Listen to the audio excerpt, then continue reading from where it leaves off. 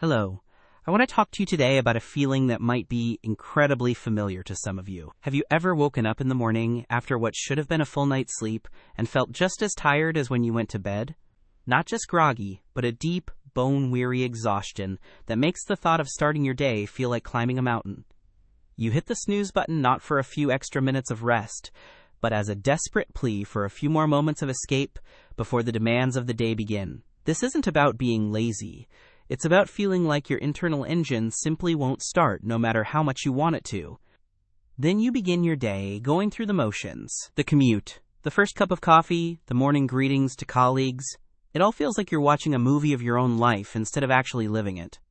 Have you ever felt that sense of detachment, as if there's a glass wall between you and your experiences? The tasks that once brought you a sense of purpose or even a little bit of excitement now feel like items on an endless checklist. You're functioning, you're doing what's required, but the spark, the engagement, the feeling of being present and invested in your own life seems to have faded away, leaving a hollow echo in its place. Once you're at work, the feeling can intensify. Do you look at your inbox and feel an immediate wave of dread, not because the tasks are difficult, but because they feel meaningless and overwhelming? You sit in meetings, hearing the words but struggling to absorb them, your mind drifting to anywhere but here. The clock on the wall becomes a focal point, a symbol of the time you have to endure before you can finally go home. This isn't the normal anticipation of a relaxing evening. It's a desperate countdown driven by a need to escape a place that drains every last ounce of your energy, leaving you feeling depleted and overextended before lunchtime even arrives. And when the workday is finally over, what's left? Do you get home and feel like you have nothing left to give to your family, your partner, or your friends? The energy required for a simple conversation, to play with your kids, or to engage in a hobby feels like a monumental effort.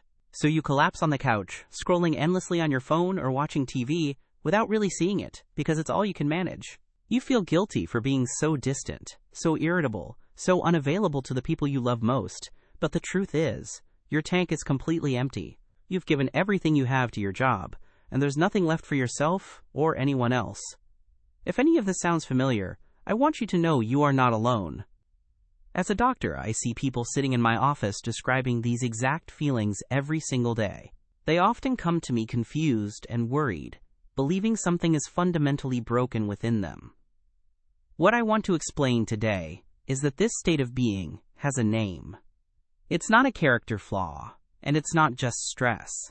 It's the slow and insidious onset of a condition we call professional burnout. It's a state of complete physical, mental, and emotional exhaustion caused by prolonged and excessive stress, and it's time we understood it for what it truly is. To help you understand, let's use a simple metaphor: your smartphone battery. When your phone is new, you plug it in at night, and it charges to a full 100%. It easily lasts you the entire day. But imagine if you started using it constantly for demanding tasks, never letting it rest, and only giving it short 10-minute bursts of charging. At first, it might cope, but over time, you'd notice it doesn't charge to 100% anymore. Soon, it only reaches 50%. Eventually, you could have it plugged in all night, and it would still die within an hour of use. This is exactly what burnout does to your personal energy.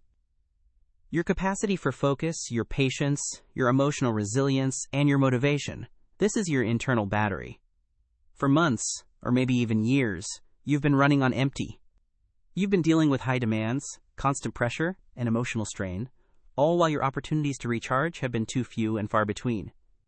A weekend off, or even a week of vacation, is no longer enough to bring you back to 100%. You're trying to recharge a battery that has been so deeply depleted for so long that its fundamental capacity to hold a charge has been damaged. It's a state of chronic energy deficit that you can no longer overcome with a little rest. It's critical to understand that this is far more than just feeling tired. The fatigue you feel after a great workout or a long, satisfying day at work is different. That's a healthy tiredness that is resolved with a good night's sleep. The exhaustion of burnout is a pervasive, draining weariness that sleep doesn't touch. It's waking up with a sense of dread and feeling like you have no emotional or physical resources to face the day. It's a profound emptiness, a feeling of being completely used up. This isn't the kind of fatigue that signals a job well done. It's the kind that signals your body and mind are in a state of crisis. So many of the people I speak with express a deep sense of confusion and even shame. They tell me things like, "Doctor, I just don't understand what's wrong with me. I used to be the go-to person on my team. I was passionate, driven, and full of ideas. Now, I can barely bring myself to care, and every small task feels like a huge burden." They often blame themselves, thinking they've become weak, lazy, or incompetent. They feel like a failure for not being able to handle the pressure that they once seemed to thrive on, and they can't recognize the person they've become. My purpose here today is to help you see this situation in a new light. My goal is to lift that burden of self-blame and help you understand that what you are experiencing is not a personal failing. Burnout is a legitimate and serious response to chronic workplace stress that has gone unmanaged for too long. It is not a sign that you are weak. It is a sign that you have been strong for far too long, pushing yourself beyond your natural limits without adequate support or rest. Together, we are going to explore what burnout really is, how to recognize its core dimensions, and, most importantly, what you can do to begin the journey toward healing and recovery. To truly grasp what's happening, we need to move beyond the general feeling of exhaustion and look at the three core components that define burnout. Think of them as the three legs of a stool. If one is weak, the whole thing becomes unstable. In burnout, all three are compromised. The first, and most central, is that profound emotional exhaustion we've been discussing. The second is a growing sense of cynicism and detachment from your job, a feeling often called depersonalization. And the third is a dwindling sense of personal accomplishment or effectiveness. When these three elements combine, they create the perfect storm that is burnout, leaving you feeling empty, disconnected, and incapable. Let's dive deeper into that first dimension, emotional exhaustion. This is the heart of burnout. It's the feeling of being completely overextended and depleted of one's emotional and physical resources. It's waking up in the morning with an overwhelming sense of dread at the thought of facing another day of work. You feel like you have nothing left to give, not to your colleagues, not to your clients, and certainly not to your family when you get home. It's a profound emptiness that sleep doesn't fix, and a weekend can't cure. It's your internal battery, as we discussed, not just being at 0%, but having lost its very ability to hold a charge. This exhaustion is fundamentally different from normal tiredness. After a challenging but rewarding day, you might feel physically tired, but you also feel a sense of satisfaction. The exhaustion of burnout is a hollow, draining weariness that is often accompanied by a sense of anxiety or dread. It's the feeling of being emotionally drained by the constant demands and pressures of your job, without any sense of replenishment. You might find yourself becoming more irritable, less patient, and emotionally fragile, where even small stressors feel monumental. This isn't just about needing a vacation. It's about your emotional well-being, being in a state of severe deficit day after day. The second dimension is cynicism and depersonalization. This is a crucial, though often misunderstood, part of the burnout experience. When you are emotionally exhausted, your mind instinctively tries to protect itself. One way it does this is by creating distance. You start to feel detached from your job and the people associated with it. You might develop a cynical or negative attitude towards your work, your colleagues, and the organization. That passion you once had is replaced by irritability and impatience. It's a defense mechanism. By emotionally disengaging, you try to shield yourself from further emotional drain. But in doing so, you lose the very connection that once gave your work meaning. This depersonalization can manifest in subtle but damaging ways. A dedicated teacher might start viewing their students as a collection of problems rather than as young people to be nurtured. A compassionate nurse might begin treating patients with a mechanical indifference, going through the motions without any real empathy. A once enthusiastic manager might start speaking about their team with sarcasm and resentment. It's important to understand this isn't a sign that you've become a bad person. It's a sign that your capacity for empathy and engagement has been completely overwhelmed. Your mind has built a wall to protect what little energy you have left. Finally, we have the third dimension, a reduced sense of personal accomplishment. This is the painful feeling of ineffectiveness and a lack of achievement in your work. When you're exhausted and cynical, your productivity and performance inevitably suffer. Tasks take longer to complete, your creativity dries up, and you may start to make mistakes. This creates a vicious cycle. You feel you're not doing your job well, which erodes your self-esteem and confidence. You start to believe that you're incompetent and that your work doesn't matter. Even if you achieve a success, you may be unable to feel any pride or satisfaction from it. This feeling of ineffectiveness is deeply demoralizing. It attacks your sense of professional identity. You might look back at the person you used to be, driven, capable, and confident, and feel like a complete stranger. This isn't just about having a bad day or a tough week. It's a persistent, nagging belief that you are failing and have lost your ability to make a difference. This loss of confidence can be one of the most difficult parts of burnout to overcome, as it feeds the exhaustion and cynicism, locking you into a downward spiral that feels impossible to escape. It's the final blow that convinces you that the situation is hopeless. You might be listening to this and thinking that it sounds extreme, but I want to assure you that this experience is incredibly common. The statistics are staggering and paint a clear picture of a global workforce in crisis. According to a recent major poll by Gallup, nearly 8 in 10 employees experience burnout on the job at least sometimes. Think about that. In a room of 10 people, 8 of them are wrestling with these feelings to some degree. This is not a rare, isolated issue affecting a few unlucky individuals. It is a widespread phenomenon that is impacting the health and well-being of the majority of the working population. And if you work in certain professions, your risk is even higher. We see alarmingly high rates of burnout among healthcare workers, teachers, social workers, and first responders, the very people we rely on to care for us. These are roles that are often characterized by high emotional demands, heavy workloads, and a deep sense of responsibility. But it's not limited to these fields. The tech industry, with its always-on culture and immense pressure to innovate, sees high rates. So do customer service roles, where employees constantly have to manage the emotions of others. This isn't an individual problem, it's a systemic one. The numbers also tell a story of significant consequences that go beyond individual suffering. Burnout is directly linked to higher employee turnover, increased absenteeism, and a massive loss in productivity. For businesses, this translates into billions of dollars in lost revenue and increased healthcare costs. For society, it means a workforce that is less engaged, less creative, and less healthy. Recognizing burnout for what it is, a serious occupational hazard, is not just a matter of personal well-being, it is an economic and social imperative. We are losing our best and brightest to a preventable condition, and it's time we took that seriously. Ignoring these signs and pushing through is not a sign of strength. It is a significant gamble with your health. The risks of untreated burnout are severe and can impact every aspect of your life. Let's start with your physical health. The chronic stress that underlies burnout keeps your body in a constant state of high alert, a fight-or-flight mode that is only meant for short-term emergencies. When this system is activated for months or years on end, the wear and tear on your body is immense. It's like driving a car with the engine constantly in the red zone. Eventually, something is going to break down. This prolonged stress response has been directly linked to a host of serious physical health problems. It can lead to cardiovascular disease, including high blood pressure, heart palpitations, and an increased risk of heart attack. It weakens your immune system, making you more susceptible to frequent colds, the flu, and other infections.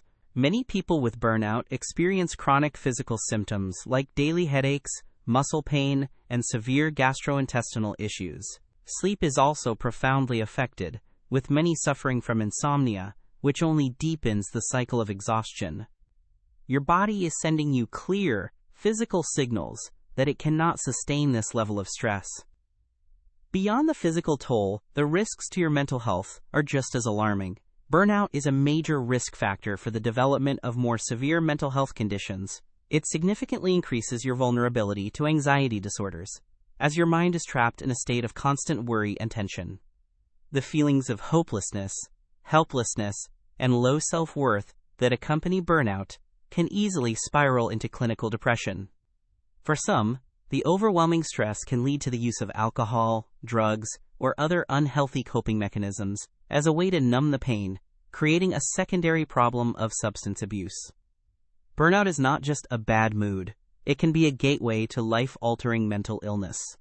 And the risks extend beyond your own body and mind, seeping into your personal and professional life. At home, the irritability, detachment, and complete lack of energy caused by burnout can strain your most important relationships.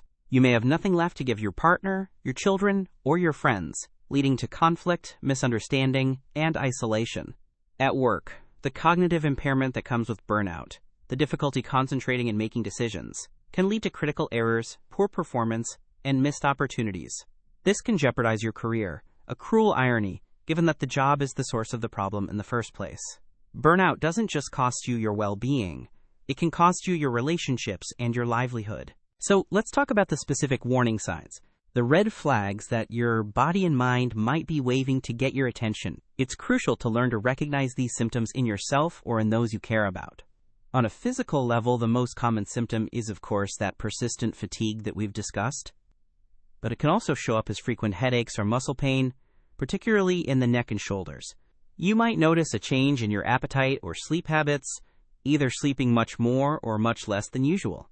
You may also find yourself getting sick more often than you used to, a clear sign that your immune system is compromised by stress.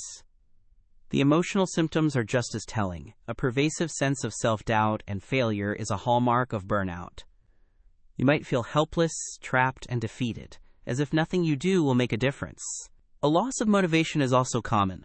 The drive you once had is gone, replaced by apathy.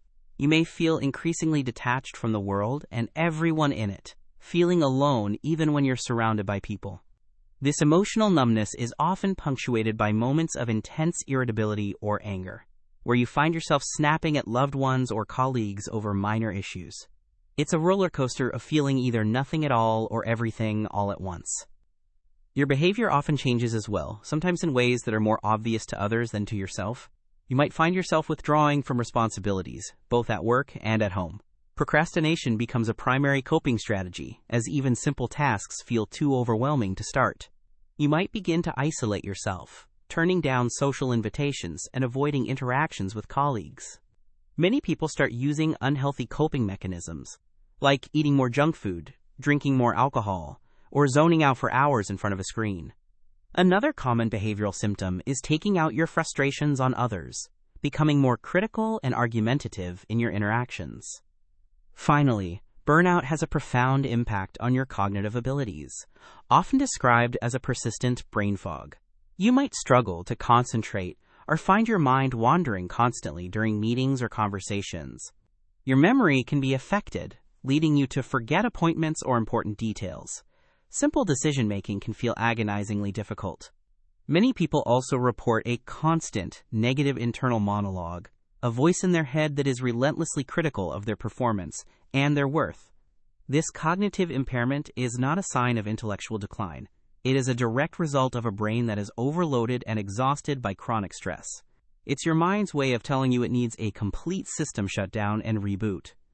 Now that we can recognize the signs, it's essential to understand the causes. And I want to be very clear about this. The root causes of burnout are almost never found in the individual. They are found in the workplace environment and culture. The single biggest driver is an unmanageable workload.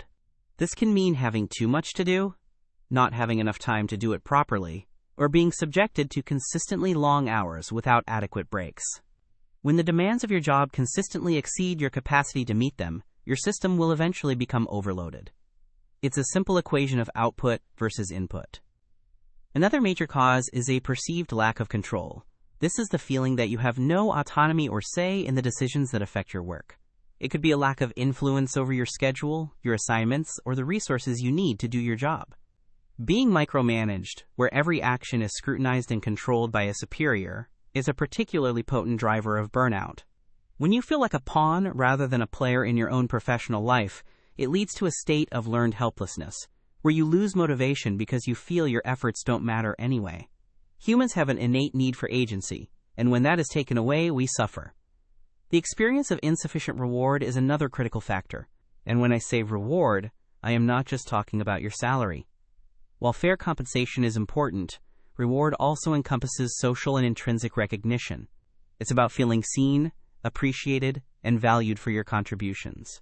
A work environment where good work goes unnoticed, where there is no positive feedback, or where your efforts are taken for granted, is incredibly demoralizing. This lack of acknowledgement can make you feel invisible and unappreciated, draining your motivation and making the hard work feel pointless. A simple, genuine thank you can be a powerful antidote, and its absence is toxic. A breakdown of community in the workplace is also a powerful cause of burnout. Humans are social creatures, and we need to feel a sense of connection and support from those around us. A work environment characterized by a lack of support from your manager and colleagues can make you feel deeply isolated. Even worse is a workplace where there is incivility, backstabbing, or outright bullying. When you have to spend your energy protecting yourself from your own colleagues or manager, you have very little left for your actual work. A toxic social environment is one of the fastest paths to complete emotional exhaustion. Similarly, an absence of fairness can be corrosive to your well-being. This refers to the perception that decisions at work are not made equitably. It could be seeing promotions, pay raises, or desirable assignments being handed out based on favoritism rather than merit. It could be an unequal distribution of workloads or the inconsistent enforcement of company policies. When you feel that you are being treated unfairly, it erodes your sense of trust in the organization and its leadership. This feeling of injustice is a profound source of stress and resentment, making you feel cynical about the entire system you are a part of. Finally, one of the deepest causes of burnout is a conflict of values. This occurs when there is a significant mismatch between your own personal values and the values or mission of the organization you work for. You might be asked to do things that you find unethical, or that compromise your integrity. Or you may work for a company whose ultimate goals feel meaningless or even harmful to you. This internal conflict is incredibly draining, as you are forced to act in ways that are not aligned with who you are as a person. This disconnect between your work and your core self can lead to a profound crisis of meaning, which is fertile ground for burnout. So if you recognize yourself in this description, what can you do? Where do you even begin when you feel so completely depleted? The first and most courageous step is simply to acknowledge the truth of your situation. It's to stop telling yourself, "I just need to push through," or "it will get better after this next deadline." It's about looking at your exhaustion, your cynicism, and your feelings of ineffectiveness, and admitting, this is real, this is serious, and I cannot fix this on my own. This admission is not a declaration of failure. It is an act of profound self-awareness, and the very first step toward reclaiming your health. It's the moment you stop fighting a current that's pulling you under and decide to seek a lifeline. The next step, which I know can feel terrifying, is often the most necessary. You must stop. In many cases, this means speaking with your doctor to secure a medical leave from work. I need you to understand that this is not a vacation. It is a prescribed therapeutic intervention, as critical as medication for an infection. Think back to our battery metaphor. You cannot recharge a battery that is still plugged into a device that is actively draining its power. You have to disconnect it completely. An extended break from the source of the chronic stress is essential to halt the drain on your system and create the space needed for your mind and body to even begin the slow process of recovery. During this time away, it's crucial to redefine your idea of rest. True recovery from burnout is not about passively lying on the couch for weeks. It is an active process of replenishment. This means consciously disengaging from the mindset of productivity and performance that got you here. It's about sleeping without an alarm clock. It's about taking a walk in nature without tracking your steps.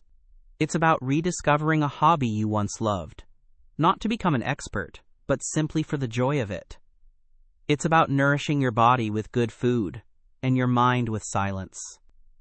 This period is for relearning how to simply be, main duro, rather than constantly doing, allowing your nervous system to finally shift out of its high alert state. This is not a journey you should undertake alone. Seeking professional guidance is a cornerstone of recovery. Your primary care physician is your first port of call. They can rule out any other underlying medical conditions that might be contributing to your symptoms and provide the necessary documentation for a work absence. From there, working with a therapist or counselor who specializes in burnout is invaluable. They can provide a safe, non-judgmental space for you to unpack the patterns and pressures that led you to this point. A good therapist will help you process the grief for the person you were, challenge the negative self-talk, and equip you with practical tools for the road ahead. One of the most powerful tools you will learn is the art of setting boundaries. Burnout often develops in people who have weak or non-existent boundaries. Recovery involves learning to build and defend them. This means saying no to extra projects when your plate is already full.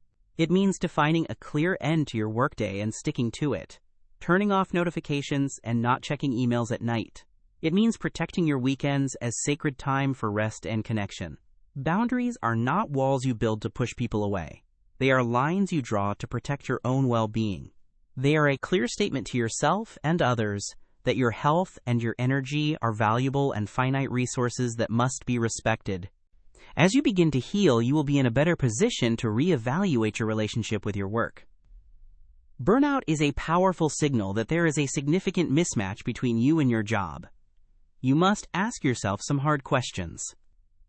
Is it the workload, the culture, or the role itself? Can changes be made within your current position to make it sustainable? This might involve a frank conversation with your manager about your responsibilities, or a change in your team. For some, however, recovery means recognizing that the job is fundamentally a bad fit. It may require the courage to seek a new role, a new organization, or even a completely different career path that aligns more closely with your core values and needs. It is also vital to remember that while these individual steps are crucial for your healing, burnout is fundamentally a systemic problem. The ultimate responsibility lies with organizations to create healthier work environments. A workplace culture that prevents burnout is one that promotes manageable workloads, gives employees autonomy and control, ensures rewards and recognition are plentiful, fosters a supportive community, champions fairness, and operates with clear, ethical values. Your experience is a data point in a much larger story. Advocating for these changes, if you have the capacity, is not just for you, but for everyone who will come after you. You are not a broken part. You are a person who has been placed in a broken system. I want to offer you a message of profound hope. Healing from burnout is not a quick fix, but it is absolutely possible. I have seen countless patients walk into my office feeling broken, empty, and unrecognizable to themselves. And I have seen them, over time, walk out with a renewed sense of self, a calmer spirit, and a new definition of success. The journey requires immense patience and radical self-compassion. You will have good days and bad days. But slowly, the fog will lift. The energy will return. You will learn to listen to your body's signals and honor your limits. You can, and you will find your way back to a life that feels engaged, meaningful, and whole again. If anything I have said today has resonated deep within you, please see it not as a source of despair, but as a moment of clarity. Recognizing yourself in this story is not a sign that you are weak or failing.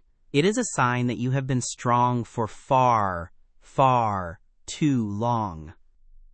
It is a testament to how much you have given, how hard you have pushed, and how deeply you have cared. Your exhaustion is not a character flaw. It is a distress signal from a body and mind that have been pushed beyond their natural capacity. It is a cry for help that you absolutely deserve to answer. So please, I urge you, take the first step. The journey of 1,000 miles begins with one small, brave decision. Talk to someone you trust, your partner, a close friend, a family member. Make an appointment to see your doctor. Acknowledge out loud that you are not okay and that you need help. You do not have to carry this burden alone for one more day. Reaching out is the most powerful thing you can do right now. Your health, your relationships, and your future self are depending on it. Please, take care of yourself. Truly.